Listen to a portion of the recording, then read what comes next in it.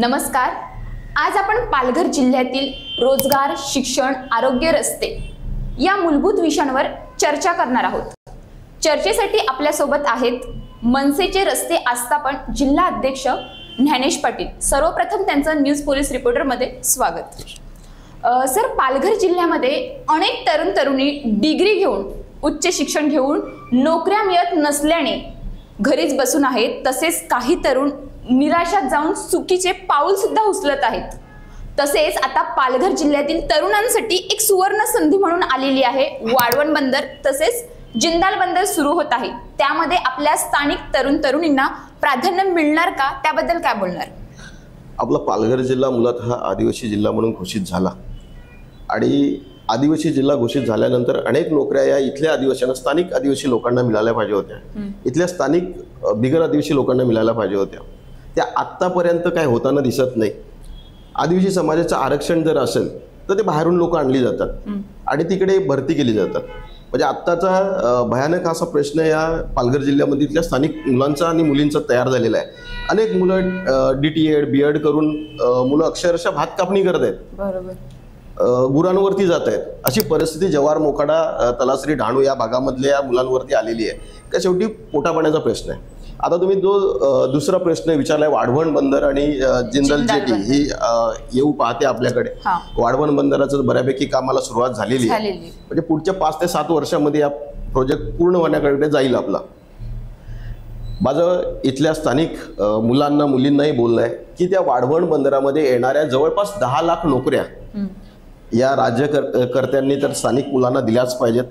आम्ही महाराष्ट्र नवनिर्माण सेना म्हणून त्याच्यावरती अग्रेसिव्ह आहेतच की 100% नोकऱ्या, 80% हा विषय जरी कायदा असला तरी 100% नोकऱ्या इथल्या मुलांना भेटल्या पाहिजेत.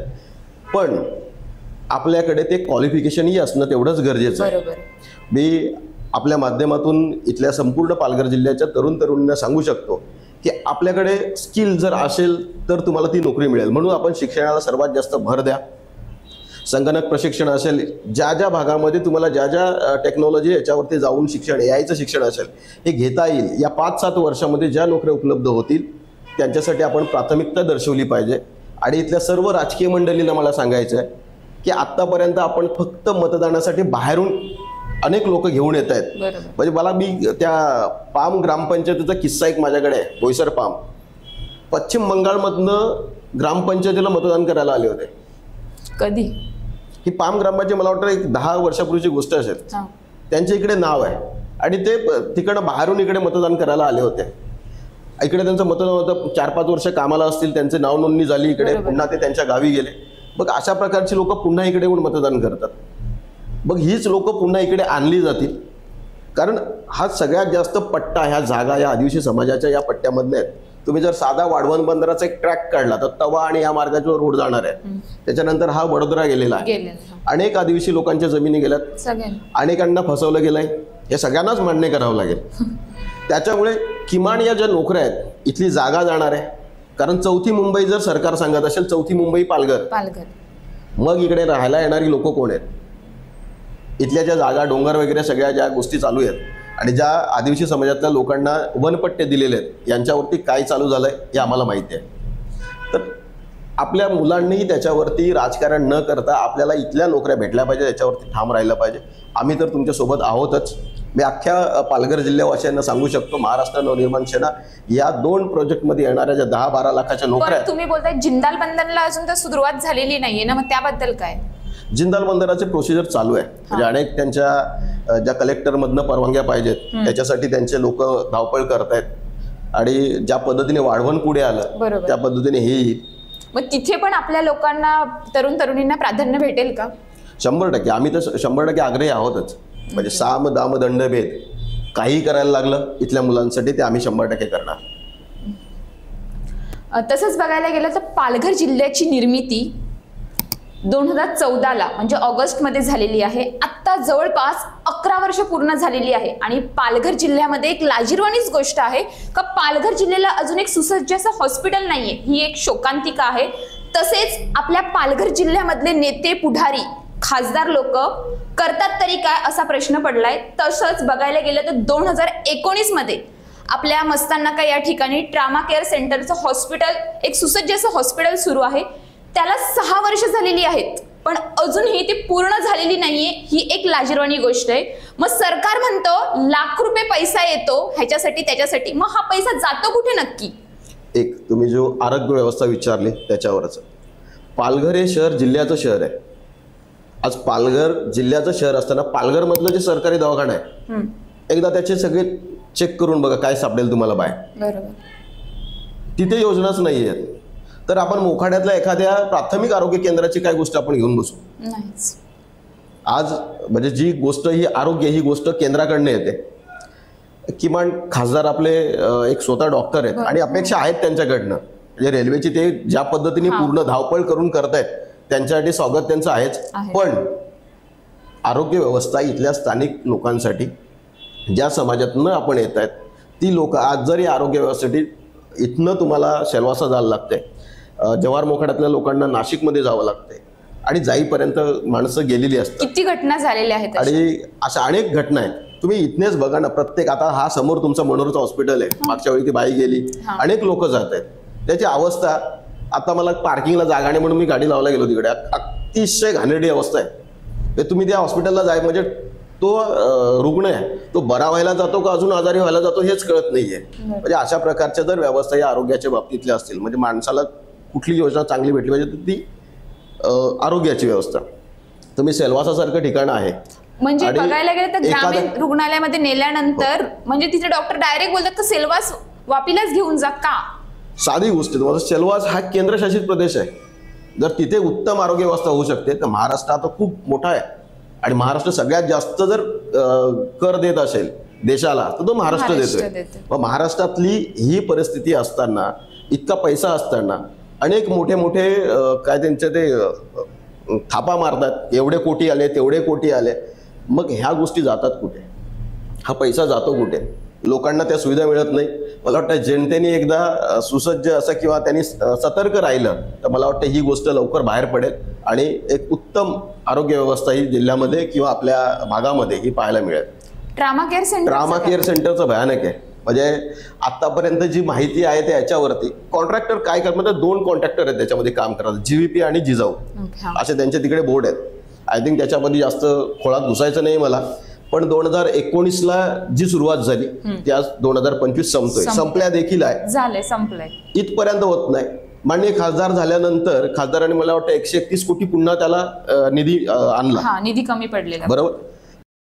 तो झाल्यानंतर पण सुद्धा ते पूर्ण चालू होत नाहीये। ट्रामा हे मुंबई अहमदाबाद हायवे आणि हायवेवरती अनेक ऍक्सिडेंट होतात, दररोज होतात, गाड्या जळतायत, काय पेटतायत, 3:13 वाजलेला तो रस्ता आहे आणि याच्यावरती अनेक आजूबाजूला सगळी आदिवासी मंडळी आणि ग्रामीण भाग हा याच्याशी कनेक्ट आहे आणि मनोर हे मध्यवर्ती ठिकाण जिल्ह्याचं असल्यामुळे अनेक लोकांना त्याचा फायदा होऊ शकतो, पण यांना अजून याच्यामध्ये पैसे पाहिजेत।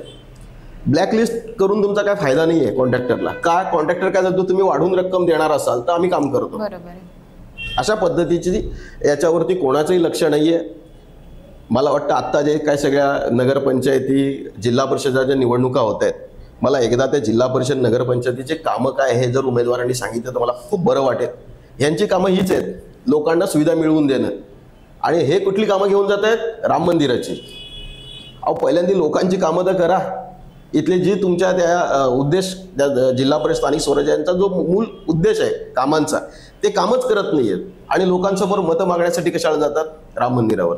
मला वाटतं राम मंदिर हे आरोग्य व्यवस्थेमध्ये आहे आणि ही जर आरोग्य व्यवस्था तयार झाली तर मला वाटतं त्याच्यातले पुण्य खूप लाभणार आहे। म्हणून येणारे हे सगळेजण येत्या ट्रामा केअर सेंटरवरती जो खर्च झालाय त्याचा कलर मारून मारून तो जुना झाला, म्हणजे त्याचं उद्घाटन करायचं असलं परत कलर मारावं लागेल, याला परत टेंडर काढावं लागेल। हे टेंडरवरती टेंडर काढायचे, टक्केवारी घ्यायची, बस एवढं। दुसऱ्या लोकांना भेटो ना भेटो याच्याशी यांना घेणं देणं नाहीच आहे।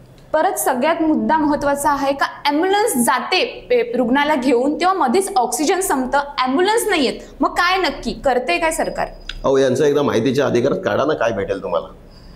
यांच्या ज्या डायऱ्या आहेत ना, ॲम्ब्युलन्सचे जातात ना, यांच्या डायऱ्या आहेत ना, त्या ड्रायव्हरकडे वेगळी असते आणि त्या डॉक्टरांकडे वेगळी असते। डॉक्टर वेगळं सांगतात, हे वेगळे सांगतात। त्या ॲम्ब्युलन्सची अवस्था बघा कशी आहे, लोकांना प्रायव्हेट ॲम्ब्युलन्स करावं लागतं आणि भयानक। आता मी ज्या पालघरचा हे उल्लेख केलाय ना, भयानक आहे। यांना महाराष्ट्रातल्या ॲम्ब्युलन्सच भेटत नाहीये, हे याच्या दमन पासिंगच्या ॲम्ब्युलन्स तिकडे बाहेर आहेत। कोणतरी उठतोय आणि त्याच्यावरती पाणी मारतोय त्या हॉस्पिटलचं. म्हणजे कुठलीही गोष्टी कशालाही थांगपत्ता नाही, फक्त यांना याच्यामधनं पैसा पाहिजे आणि टेंडर पाहिजे. याच्या व्यतिरिक्त तुम्ही जगलेत काय मेलेत काय काही घेणं देणंच नाहीये. सरकार म्हणतंय शिक्षणासाठी लाख रुपये खर्च केले जातात, डिजिटल म्हणतंय, पण आपल्या पालघर जिल्ह्यामध्ये जिल्हा परिषदेची अशी अवस्था आहे का मुलं आहेत, घंटा वाजते पण शिक्षक नाहीयेत. मग डिजिटल आहे का? तसंच बघायला गेलं तर आपल्या इथल्या ज्या पालघर जिल्ह्यातील आश्रमशाळा आहेत त्यांची सुद्धा दयनीय अवस्था आहे. सरकार कुठे आहे? आता हा शिक्षण क्षेत्र खूप जवळचा आणि भावनेचा विषय माझ्या आहे स्वतःच्या. याच्या बाबतीतला तुम्हाला मी खुलासा सांगू शकतो. जिल्हा परिषद शाळा, या जिल्हा परिषद शाळेवरती शिकवणारे शिक्षक हे डिग्री आणि ज्या गोष्टी लागतात ते पूर्ण करून तिकडे आलेले आहेत. बरोबर. इंग्रजी माध्यमाच्या शाळा याच्यावरती शिकवणारे जे शिक्षक आहेत त्यांच्या एकदा तपासून बघा डिग्र्या झाल्यात का? नाही. 12वी 15वी झालेली पोरं शिकवतात. तेच आहेत. तरी आपल्या इथल्या लोकांचा कल तिकडे का? त्याची कारणं आहेत. जिल्हा परिषद शाळांवरती कोट्यावधीचा निधी खर्च केला जातो. जिल्हा परिषद शाळा जर गावात जाऊन बघितलं तुम्ही तर कुठेतरी आजूबाजूला घरं आणि अशी चेपलेली शाळा आहे. बरोबर. मुलांना नाही मैदान, नाही मुलांना स्वच्छतागृह. आता लहान मुलांसाठी काय गोष्ट त्यांच्या मनावरती नेमली पाहिजे किंवा त्यांचं आरोग्य कसं सांभाळलं पाहिजे, तर स्वच्छतागृह चांगली पाहिजे. अनेक खर्च होतो. म्हणजे सर्व शिक्षा अभियानामधनं मला वाटतं असंख्य असा खर्च केला जातो त्यांच्या सगळ्या बाथरूम आणि या डेव्हलपसाठी. काय यांना रस्ते, यांना बाकीच्या गोष्टी करायला गायरान किंवा वन विभागाच्या जागा मिळतात. मग शाळा हा विषय अतिशय महत्त्वाचा आहे. काय इथनं देशाचा एक नागरिक घडणार आहे आणि त्या नागरिक घडत असताना त्याला उत्तम सुविधातून त्याला शिक्षण दिलं पाहिजे. हे आज दिसत नाहीये आणि ही गोष्ट करायला पाहिजे ती करत नाहीये. मग प्रत्येक गावामध्ये जी ग्रामपंचायत बसलेली आहे, या ग्रामपंचायतच्या माध्यमातून तुम्ही त्यांना अधिकार आहेत की शाळा किंवा जे काही गोष्टी तुमचं गावठण तयार करायचं असेल तर ते ठराव करून ते वन विभागाची जागा घेऊ शकतात. त्या मुलांना ग्राउंडच नाही जिल्हा परिषद. एकदा तुम्ही सगळा सर्वे करा, मी तुम्हाला दाखवतो माझ्याकडे असलेला. शाळांना ग्राउंड नाही, तो विद्यार्थी जातो तिकडेच कोंडलेला असतो आणि तिथनं बाहेर पडून त्याला जर शिक्षणाचं आवडत निर्माण होणार नाही किंवा त्याला कुठली गोष्ट देणारच नसाल तर आत्ताचा जग बघितल्यानंतर पालक वर्ग काय करतो, नाही तिकडे अशा प्रकारचं आहे. अहो आपण पण मराठी शाळेतच शिकलो ना. आज इथपर्यंत अनेक लोकही मराठी शाळेत शिकून पुढे गेलेली आहेत, IAS ऑफिसर झालेली आहेत. मग आपल्याकडे जर ती सुविधाच नाहीये, ते वातावरण तयार केलं जात नाही, जाणून बुजून केलं जात नाही. हा पालघर जिल्हा हा खूप आदिवासी जिल्हा. आज ज्या पालकांना इंग्रजीचं काही कळत नाहीये, जे शिकलेलंच नाहीयेत, त्यांची मुलं इंग्लिश माध्यमाला गेलीत. बरोबर. मग ते ते काय बोलतात हे काय बोलतात ट्युनिंग येणार आहे का? आणि मातृभाषेतलं शिक्षण मला वाटतं सगळ्यात महत्त्वाचं असतं. या जिल्हा परिषद शाळांवरती जो खर्च केला जातो किंवा या ग्रामपंचायती ज्या जागा बाकीच्या गोष्टींसाठी प्रोव्हाइड करतायत, म्हणजे मी बघितलेली गोष्ट आहे, बऱ्याच गावांमध्ये बाहेरची लोक येऊन गायरानाच्या जागा घेतल्यात किंवा फॉरच्या जागा घेतल्यात, त्यांना चालतं. मग समजा 1 एकर 2 एकर ही जागा तिथल्या शाळांसाठी दिली आणि ज्या जुन्या इमारती त्या डिमॉलिश केल्या, तिथे उत्तम दर्जाच्या शाळा काढल्या. मला काल परवा सोलापूर साईडचा एक फोटो आहे का ते CSR फंडामधनं ती शाळा उभी केली जिल्हा परिषदची आणि अतिशय म्हणजे एखाद्या याला लाजवेल, प्रायव्हेट शाळेला लाजवेल अशी ती शाळा उभी केलेली आहे. आईच्या स्मरणार्थ म्हणून काहीतरी त्या याने दिलेलं आहे, असं ते आहे. पण उत्तम शाळा घडली. आपल्या जिल्हा परिषदमध्ये एखादी NGOला परमिशन घ्यायला जा, तिथलेच आपलेच सभापती इथलीच माणसं नाही सांगणार बाबा नाही ते का, तर यांना ती कामं घ्यायची आहेत, यांना 10-10 लाखाची कामं काढायची आहेत आणि या कामांमधनं पैसा लाटायचा आहे. ही कामही झालेली नसतात. अनेक शाळांवरती मी जाऊन बघितलंय. म्हणजे कमालीची गोष्ट आहे. जो रॅम्प बनवतात अपंग विद्यार्थ्यांसाठी, त्याला पुढून पाठीमागून यायला कुठेच नाहीये. जर विद्यार्थ्याला यायचं असेल तर शेतात एक शेत होतं तिकडे लावलेलं भात, त्याच्यातून यावं लागेल. म्हणजे इंजिनियर्स किंवा हे बाकीच्या गोष्टी हे काय करतात यांना पण त्याचं काही पडलेलंच नाहीये. आपलं पूर्व इंग्लिश शाळेला जातं एवढं फक्त माहिती. मला मी या शिक्षण क्षेत्रात असल्यामुळे 2 गोष्टींची फारकत मी तुम्हाला या तुमच्या माध्यमातून पालकांनाही सांगेल आणि इथल्या राज्यकर्त्यांनाही सांगेल. इंग्रजी माध्यमांमध्ये संस्कार नाही आहेत जे मराठी माध्यमांमध्ये आहेत. त्या शिक्षकांना एकदा या निवडणुकीची कामं, त्यांची ती रोजची जेवणाची कामं जी काय माहिती भरायची असते, व्हॉट्सअपवरती नियमच नाही की व्हॉट्सअपवरती माहिती पाठवा, या अधिकारी त्यांना हैराण करत आहेत. एकदा त्या कामातून बाजूला सोडून यांना फक्त शिक्षक विद्यार्थी घडवा याच्यावरती आणून ठेवा. पण तुम्ही बोलतात ते इंग्रजी माध्यम ठीक आहे, पण जिल्हा परिषदेची अशी बिकट अवस्था आहे, आम्ही गेल्यानंतर पहिलीच्या मुलाला आपण कितवीला आहेत हे सुद्धा माहिती नाही. मग पालक जिल्हा परिषदेला पाठवेल का प्रायव्हेटला पाठवेल? सगळ्यात जास्त वेळ शिक्षकांचा त्या माहिती भरण्यात जातो. बरोबर. आणि त्या शिक्षकांची माहिती भरत असतात. आता तर तुम्हाला तुम्ही जो हे केलाय की दिवाळीनंतर पोरं आली पण शिक्षकच नाही. अहो यांनी ज्या सारथीच्या ऍपच्या ह्याच्यातनं ज्या बदल्या केल्यात ना, या अख्ख्या जिल्ह्याला मारक आहेत. इथनं जिल्हा बदली करून गेला, दुसरा शिक्षक तिकडे नाहीच. इथे जिल्ह्यामध्ये जर जिल्हा बंदी झाली असती या सगळ्या नोकऱ्यांसाठी, जी आदिवासी समाजाची पोरं डीटीएड बीएड झालेली, जी इतर मागासवर्गीयांमधली बाकीच्या बिगर आदिवासींमधली मधली डीटीएड बीएड, सगळ्यांना हाताला नोकरी भेटली असती. एकदा काढून तर बघा सगळं. काही बाबा ज्यांना जिल्हा सोडून जायचंय, ज्यांच्या जिल्ह्यात परतायचंय, जाऊ देत ना त्यांना. इथल्या पोरांना जी शिकलेले आहेत त्यांना येऊ द्या पुढे. ते यांच्याकडे अजिबात नाही, त्यांना करायचं पण नाही. यांना फक्त राजकारणासाठी जाती जातीमध्ये भांडणं लावायचे आणि मुलांचा विकास करायचा नाहीये. माझं मत आहे, हा जिल्हा जर बदलायचा असेल तर तो शिक्षणानेच बदलेल. म्हणून शिक्षण खूप महत्वाचं आहे. तरुणांनी शिक्षण घेतलं पाहिजे आणि मूल गोष्टीमध्ये घुसलं पाहिजे. मग सरकारने दुसरीकडे न लक्ष देता एक शिक्षणाकडे पण लक्ष द्यायला पाहिजे का? नक्की आम्ही फंड देतो, पण फंड नक्की कुठे उपयोगात होतो हे तरी समजायला पाहिजे ना. हो, राजकारणीच कॉन्ट्रॅक्टर जर झाले तर लक्ष कोण देईल? म्हणजे एकंदरीत हेच आहे ना, राजकारण्यांना आमच्या पायाखाली जे आहेत गोरगरीब त्यांना असं वाटतं आमच्या मागेच फिरणारे पाहिजेत का? तुम्ही जी कॉन्ट्रॅक्ट निघतायत सगळी ना, त्याच्यावरती बघा, जे आत्ताची सिव्हिल सगळी झालेली पोरं जी आहेत त्यांनी जर एखादा ऑनलाईन मध्ये टेंडर टाकलं, त्याला धमकी दिली जाते, ते माझं काम आहे, करायचं नाही. अशा पद्धतीचं आहे. मग पुढे काय होणार? एक एक रस्ता 5-5, 7-7 वेळा वेगवेगळ्या योजनांमधून केला जातो, थांब पत्ता लागत नाही. म्हणजे विद्यार्थ्यांना विक्रमगडचं उदाहरण घ्या. कशाला आपण ज्या भागातलं मनोरच्या इथे पण बस डेपो आहे कुठे? तिथे उभं राहता येत नाही खाली. आपल्या इथे मनोरला बस डेपोच नाहीये, थांबाच नाहीये. महत्वाचं शहर आहे जिल्ह्याचं, मध्यवर्तीचं. विक्रमगडची निर्मिती झाली 20 वर्षाच्या वरती गेलाय. त्याला बस डेपोने गावागावांमध्ये बस जात नाहीयेत. फक्त येतात, ज्या मेन रोड आहे त्याच्याने जातात. आतले गाव पाडे खेड्या मोठ्या तिकडे बस नाहीयेत. पण बस असून पण बस कुठे? प्रत्येक स्टॉपवर तर बस बंद पडलेल्या असतात. आज काय टायरच पंक्चर, आज काय परिवहन महामंडळ राहिलेलं आहे का? करोड रुपये पण खर्च करायची इच्छा नाही. आणि इथल्या आदिवासींचा विकास करायचा नाही, इथल्या पालघर मधल्या गोरगरिबाचा यांना विकास करायचा नाहीये.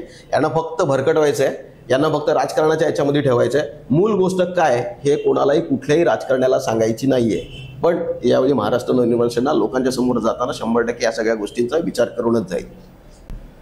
सध्या पालघर जिल्ह्यामध्ये चर्चेचा विषय आहे तो म्हणजे खड्डा. जिकडे तिकडे चोहीकडे असे म्हणण्याची वेळ आली आणि फक्त खड्डेच खड्डे. करोड लाख रुपये पैसा येतो, मग हा पैसा नक्की जातो तरी कुठे? रस्ता केल्यानंतर महिन्याच्या 2-3 दिवसामध्येच रस्त्यांमध्ये खड्डे पडतात. ही अवस्था आहे. मग काय नक्की फक्त कॉन्ट्रॅक्टर आपली स्वतःची पोळी भाजण्यामध्ये, खिचे भरण्यामध्येच व्यस्त आहेत का? रस्त्यामध्ये ऍक्सिडेंट हो, कोणाचा मृत्यू हो, पण सरकारला किंवा कॉन्ट्रॅक्टराला काहीच पडलेलं नाहीये. आता याच्यामध्ये आपल्या पालघर जिल्ह्यामध्ये अनेक संस्था काम करतात. जिल्हा परिषद बांधकाम, PWD, त्याच्यानंतर NH डिव्हिजन आणि NHI, आणि त्याच्यानंतर जर प्रकल्पामधनं काय ते आपला ठक्कर बापा, वेगवेगळ्या योजना आहेत. या वेगवेगळ्या योजनांमधनं पण जिल्हा परिषदच्या रस्त्यांवरती आपण गेलात ना, म्हणजे आता लगबग चालू होईल. मार्च एंडिंगच्या पहिले रस्ते केले जातात, किंवा मार्च एंडिंग नंतर मे पर्यंत संपवतात. जूनला आपल्याकडे पाऊस येतो. म्हणजे पहिल्या काळामध्ये ओरिजिनल ते म्हातारी माणसं का जगली तर ते आपल्याला आत्ता आठवतं का जगली असं. त्यांच्या काळातले जे रस्ते थोडेफार झाले होते ते अजून ठावठे एकदम चांगले आहेत. त्याची डांबर चांगली आहे. आत्ता तुम्ही जर हे रस्ते जिल्हा परिषद आणि PWD चे रस्ते ते गावाच्या अंतर्गत जे बनवले जातात, हे तुम्ही जर पाऊस पडल्यानंतर गेलात ना, एक पहिलाच पाऊस, तर त्याच्यावरती डांबरच निघून जाते. म्हणजे डांबर टाकली जाते की नाही? ती डांबरच नसते, त्याच्यामध्ये त्या सगळ्या ऑइल मिक्स वगैरे सगळ्या ह्या गोष्टी असतात. इथून सुरुवात होते. त्याची सुरुवात इथनं होते टक्केवारीला. या कॉन्ट्रॅक्टर पोरांचाही दोष नाहीये. याच्यात टक्केवारी जी जाते ना बिचारांच्या, जे सगळे मार्च एंडिंगला तुम्ही एकदा बाहेर सर्वे करा त्यांचा, का ते बाहेर उभे असतात. अक्षरशः पैसे देऊन ती कामं, याच्याकडनं 2% त्याचे. सध्या मध्ये तर जिल्हाधिकारी कार्यालयाचे इथे आंदोलन पण त्या लोकांनी केलेलं. कॉन्ट्रॅक्टर 100% करणारच. बिचारांचे संसार उघड्यावर पडलेत. मग ह्याला म्हणजे जिम्मेदार कोण? एखाद्याच्या पत्नीच्या गळ्यातलं किंवा आईच्या गळ्यातलं ठेवून त्यांनी ते रस्त्यांवरती ती कामं घेतली. आई वडिलांनी त्यांना शिकवून सिव्हिल पर्यंत त्या या सगळ्या डिग्र्या घेऊन त्या आता जर त्याच्या हाताला काम नाही भेटलंय ते पण असं यांच्या टक्केवाऱ्या भरण्यात जात असेल तर मला वाटतं कसा जिल्हा सुधरेल. तुम्हाला परत तेच काम देतो. आता या 4-5 यंत्रणा सांगितल्या ना, एकाने काम करायचं, बाकीच्याने 4 जणांनी त्याच्यावरती बिल काढून खायचे वेगळ्या नावाने. आमच्याकडे गठ्ठे आहेत त्यांचे सगळे, म्हणजे अशा प्रकारची यांची कामं आहेत. आता तुम्ही गेलात तर हा महामार्ग सगळ्यात महत्त्वाचा महामार्ग आहे. या महामार्गाची पहिली अवस्था काय होती, जेव्हा IRB-कडे ते काम होतं, त्याच्यानंतर एक कुठला तरी गुजराती कॉन्ट्रॅक्टर आला, त्याच्याकडे काम आल्यानंतर त्यांनी अक्षरशः जसं आपण हे आपले साधे गाववाले रस्ते जसे तयार करतो ते रोलर फिरवायचा तो खड्डा मारण्यासाठी. आणि म्हणे हे खूप त्रास होतो, त्याच्यामुळे एकदाचे खड्ड्यांचा विषय आपल्याला संपवायचा आहे म्हणून NHAIने काय केलं, याच्यावरती व्हाईट टॉपिंगचा हा घाट घातला की हे खूप चांगलं असेल. अनेक वेळेला मी स्वतः भेटून वात्रडे साहेब होते, मी स्वतः सांगितलं साहेब हे चुकीचं आहे, त्याने चांगलं होईल. खूप माणूसही चांगला होता, मला वाटतं त्यांच्याकडे झालं असतं. पण आता त्यांच्याकडे जे बसलेत यांच्याकडनं अपेक्षा तर अजिबात नाही, कारण कुठल्या गोष्टीला आपण सांगितलं तर ती गोष्ट अशी पाकवली जाते. हे सगळ्यात जर या रस्त्याची वाट लावली असेल ना तर तो अधिकारी इथनं बदलून गेला सुमित कुमार. पण बदलून गेला ना, वाट लावून गेला. हा, त्यांना फक्त पैसा पाहिजे. इथे महाराष्ट्राचं काय चाललंय, महाराष्ट्रात लोक मेली काय राहिली काय, यांचा काहीच संबंध नाही यांचा. त्याच्यानंतर हे चांगलं झालं पाहिजे म्हणून इकडे रस्ता तयार होतोय, तिकडे खड्डे पडायला सुरुवात होते. ज्या डांबरीने खड्डे पडतात, सगळ्यात म्हणजे तुम्ही हसण्यासारखी गोष्ट आहे, ज्या डांबरीने खड्डे पडतात म्हणून कॉन्क्रीट केलं आणि कॉन्क्रीटवरचे खड्डे बुजवण्यासाठी परत डांबर टाकली. हा कुठला लॉजिक आला? म्हणजे ही टेक्नॉलॉजीच कळली नाही. हे कुठे शिकायला जातात, काय जातात, त्यांचे दौरे असतात, या दौऱ्यांमध्ये काय परदेशातून शिकून येतात त्यांनाच माहिती. आता त्या रस्त्याची ती डांबर जी टाकल्यानंतर तो रस्ता पुन्हा असा ऊन पडले की ती डांबर अशी जाते. अनेक याच्यावरती जीव गेलेत, किती अपघात झालेत. अनेक वेळा आम्ही सांगत असतो की ही गोष्ट झाली पाहिजे, ती झाली पाहिजे. माझं मत आहे जिथपर्यंत यांच्या घरातल्या रस्त्यांवरती अधिकाऱ्यांच्या आणि ठेकेदाराच्या जात नाही किंवा त्यांना कळणार नाही, यांच्या याला लागलं पाहिजे. आम्ही तर आता त्या दिवशी माझ्या त्या चिटणीस साहेबांच्या याच्यामध्ये सांगितलंय.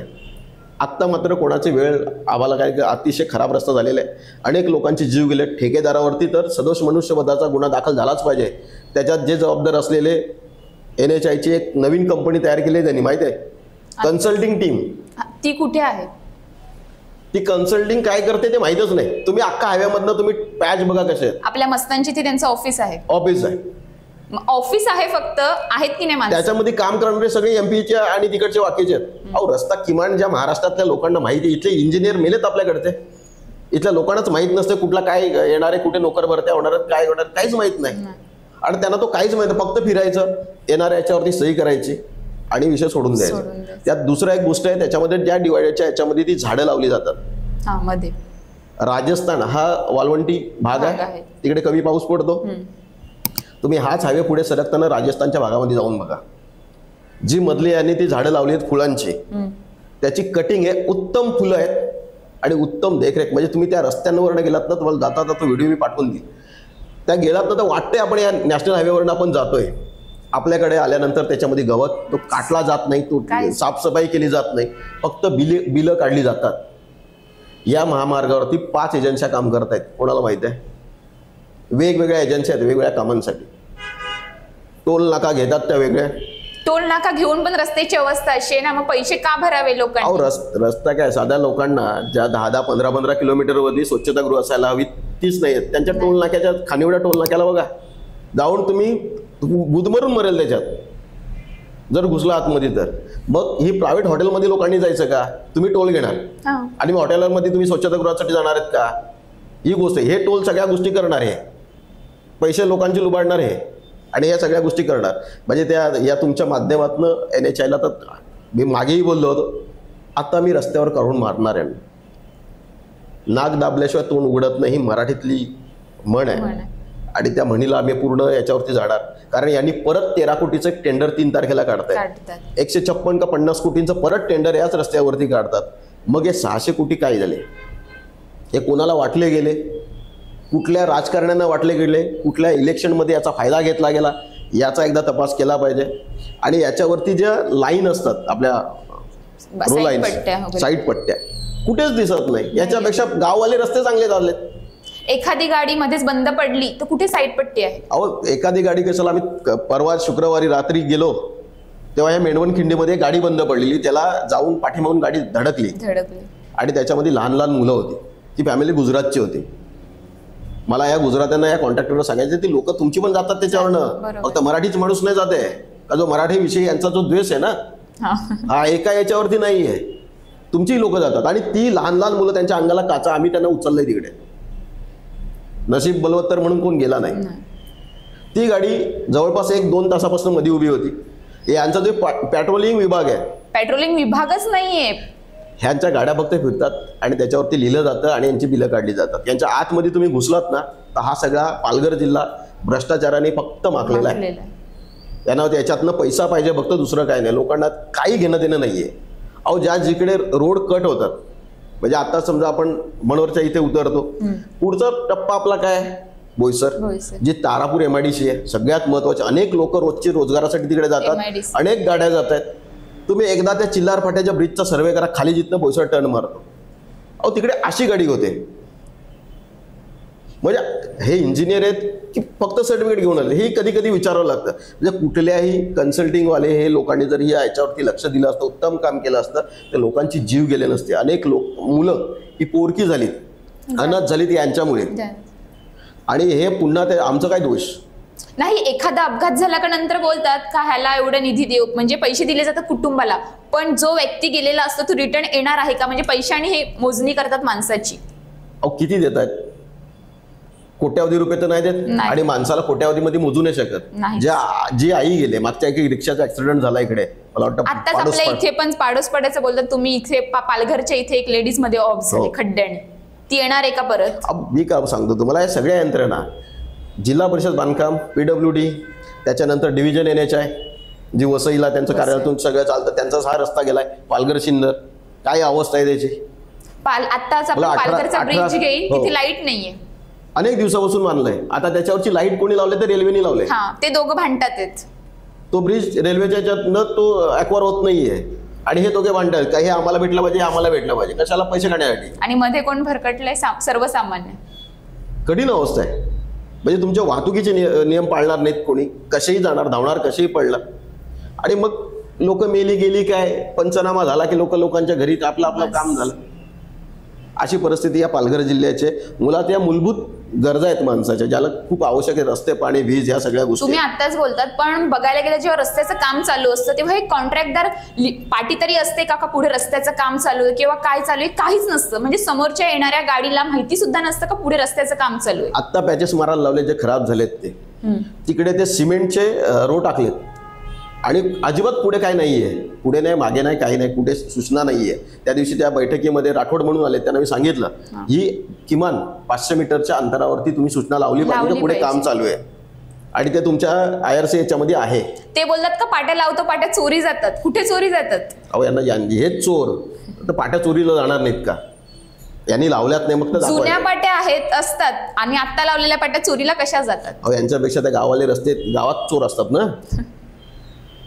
गावात चोर असत की नाही, हेच काढतात. यांच्याचकडे कामं करणारी लोक असतात, तेच विकून टाकतात, संपला विषय. हे कुठे बघायला? आणि काय सूचना दिल्यात या हायवेवरती, महामार्गावरती, जर कुठे तुम्हाला वळण करायचंय, काय करायचं, कुठला काही मेसेज नाहीये, कुठलंच ब्लिंक लाईट नाहीये. या वरती गेलात तुम्ही तर त्याची हाईट वाढवलेली आहे, त्याच्यावरून गाडी सहज खाली पडू शकते. लाईट्स नाहीये त्याच्यावरती. अफाट खर्च आहे, पण यांचा फक्त खर्च दाखवला जातो, बाकीच्या गोष्टीच काय नाही. मला वाटतं इथल्या राजकारण्यांनी याच्यावरती लक्ष दिलं पाहिजे. अहो आपण निवडून कोणावरती, तो लोकांच्या याच्यावरती. मेन गोष्ट प्रश्न हा आहे का आता म्हणजे निवडणूक आलेली आहे, लोकांना प्रश्न पडलाय, आम्ही निवडून तरी कोणाला द्यायचं? निवडून आले का नंतर ह्या माकडासारख्या उडी मारायला सुरुवात करतात. अहो आता लोकांचा विश्वासच नाही राहिलाय सगळ्या एकंदरीत या यंत्रणेवरती, कारण लोक मतदान दुसऱ्याला करतात, निवडून दुसरा आहे तो, म्हणजे ज्याचा विषयीच कुठे काय लागलेला नसतो, थांग पत्ता नसतो त्या ह्याच्यात, पण तो निवडून येतो. लोकांसाठी जो 5 वर्ष मरमर काम करतो, लोकांच्या सुविधांसाठी भांडतो, लोकांना हॉस्पिटल भेटलं पाहिजे, त्यांचं बिल कमी झालं पाहिजे याच्यासाठी भांडतो, त्यांना मतदान नाही होत. आणि ज्यांचा कुठेच पत्ता नसतो, फक्त ती निशाणी त्यांच्या समोर येते आणि तो निवडून येतो. मग लोकांना सांगतो आम्ही मतदान तर याला केलं होतं, लोक अक्षर सरळतात, येतं आहे त्याच्यामध्ये. मग हे जातो कुठे? ही यंत्रणा मला वाटतं निवडणूक यंत्रणेने स्वायत्त आहे. पण ती स्वायत्ता आता निवडणूक यंत्रणांमध्ये राहिली नाही. आणि आता आपण दुबार नावं, आमच्या पक्षात सन्माननीय राजसाहेबांनी ती मोर्चा काढला होता आणि दुबार नावं ही सगळ्या गोष्टी त्याच्यामध्ये आहेत. आणि आत्ताही जी बिहारला निवडणूक झाली त्याच्यावर बोलणं उचित नाही ठरणार आहे, पण तरी पण तो जो आकडा आलाय 7,42,00,000 मतदार आणि मतदान ज्या दिवशी हे झालंय, रिझल्ट आलाय त्या दिवशी 7,45,00,000 असं काहीतरी बाहेर आलंय. त्यांना ते माहिती आपल्याला काय त्याच्यावर. तीच अवस्था आता पण नगर परिषद आणि नगरपंचायतीला होणार आहे का आपल्याकडे? शॉकिंग आहे सगळं. म्हणजे आमचे जी पोरं आता निवडणुका लढवत आहेत पालघर नगर परिषद, यांच्यासाठी शॉकिंग आहे. त्यांनी जे सगळे मतदार याद्या काढल्यात ना, काही नावं सापडत नाही तिकडे. काहींची नावं पण डबल आहेत. मला एका पोराने सांगितलं की मनोरच्या हे कोंढाण मिंडाण या भागातली नावं तिकडे आहेत त्यांच्या याद्यांमध्ये. हे कसं काय आलं? म्हणजे ही परिस्थिती नगर परिषदेची आहे. येताना जाताना ह्या सगळ्या गोष्टी आम्हाला दिलेल्या सन्माननीय राजसाहेबांनी निवडणुकीच्या बाबतीतला जे काय आहे ते येताना येईल पण जाताना जाणार नाही, तशा पद्धतीची आमची पोरं त्या निवडणुकीच्या भागात तिथे उभे असतील हे नक्की आहे. पण आता आपण ज्या भागांमध्ये आपण तुम्ही जे प्रश्न विचारलात ते अतिशय या पालघर जिल्ह्याचे महत्त्वाचे आहेत. आणि राजकारण्यांनी आपले स्वतःची ते काय बघायचं ते बघाच, तबडी भराच, पण लोकांसाठी किमान सुविधा मिळाल्या पाहिजेत. तुम्ही ह्या माध्यमातून आत्ताच्या तरुण पिढीला काय संदेश देणार आहे? पालघर जिल्हा सुशिक्षित आहे. म्हणजे आपण ज्या गोष्टीला सांगतायत ना लोक का आदिवासी समाज तिकडे जास्त आहे की असं, आपली आदिवासी पोरंही शिकलीत, अनेक पोरं शिकलीत. माझ्या याच्यामधनं किती पोरं शिकलेली पुढे आहेत. मला त्या बघतं या माझ्या पूर्ण पालघर जिल्ह्यातल्या सगळ्या बांधवांना, तरुण तरुणींना माझं खास करून, जर पहिल्यांदा वेळी एक सांगायचं का महिला एक घर बदलू शकते, सावित्रीबाई फुलेंच्या याच्यामधला तो विषय आहे. मला माहिती आहे पालघर जिल्हा जर बदलायचा असेल तर तरुण तरुणी जर पुढे आले आणि जर आपलं घर बदलवलं तर मला वाटतं पालघर जिल्हा 100% बदलेल आणि तो शिक्षणाने बदलेल, याच्यावरती मी ठाम आहे. फक्त तुम्ही पुढे येऊन जी लोक जनतेसाठी काम करतात त्यांना मतदान करा, एवढं. अशाच ताज्या बातम्यांसाठी आमच्या न्यूज पोलीस रिपोर्टर चॅनलला लगेच सबस्क्राईब करा आणि बेल आयकॉन दाबायला विसरू नका.